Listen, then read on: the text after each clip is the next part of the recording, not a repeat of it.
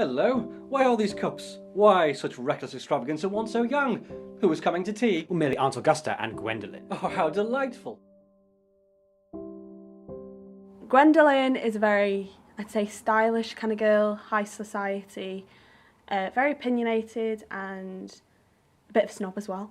She can be mean when she wants to be. When I create a character, I like to make them completely an individual person, like they have to be real in my mind. But in order to play them, I want them to have an aspect or a personality trait that I can relate to. So with Gwendolyn, I think she's very opinionated. She's got that sort of confidence in saying what she wants to say. And I think that's quite good of her as well, because women of that time, they wouldn't have been like that. They were seen and not to be heard. So I think that's why I like Gwendolyn. I play Lady Bracknell, who is the dragon of a mother of Gwendolyn, who wishes to marry Jack Worthing. And Lady Bracknell finds Jack very unsuitable because he does not comply with all the demands of high society and a good birth, which she expects. So she is antagonistic towards Jack. I'm in love with Gwendolyn. I have come up to town expressly to propose to her. I thought you'd come up for pleasure. I don't see anything romantic in proposing. Okay, so my character is Cecily Carg. Yeah, so at first she comes across as a very nice girl, but it gradually sort of comes out that she's actually quite sharp-witted and actually a little bit insane, and that is so much fun to play. I play Miss Prism, and she is Cecily's governess. Miss Prism is, as her name suggests, quite very prim and proper and refined, but she's also something of an intellectual as well. In the first place, girls never marry the men they flirt with. Girls don't think it right. In the second place, I don't give my consent. Your consent?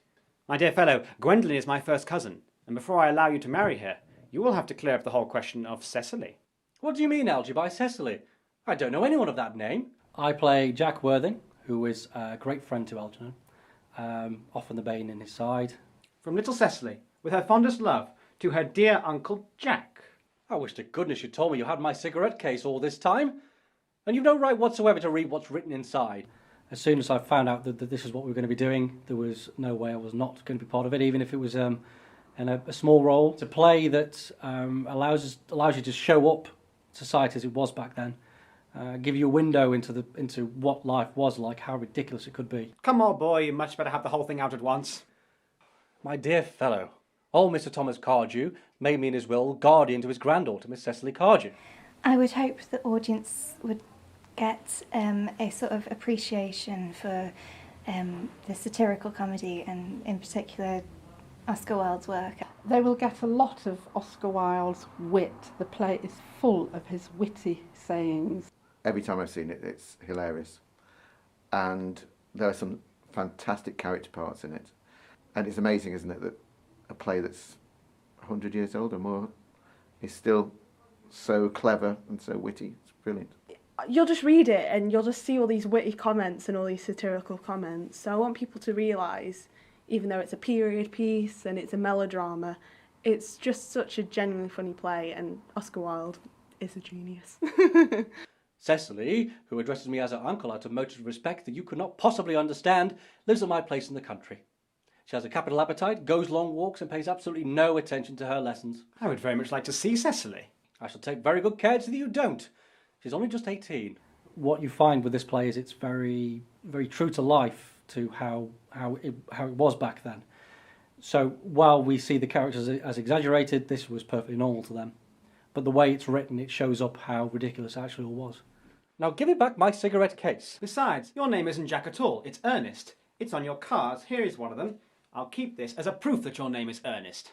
Well, my name is Ernest in town and Jack in the country. And the cigarette case was given to me in the country. Have you told Gwendolyn about your being Ernest in town and Jack in the country? Oh, my dear fellow, the truth isn't the sort of thing that one tells to a nice, sweet, refined girl like Gwendolyn. What extraordinary ideas you have about how to behave to a woman. Good afternoon, dear Algernon. I hope you are behaving very well. I'm feeling very well, Aunt Augusta. That is not quite the same thing. In fact, the two things rarely go together.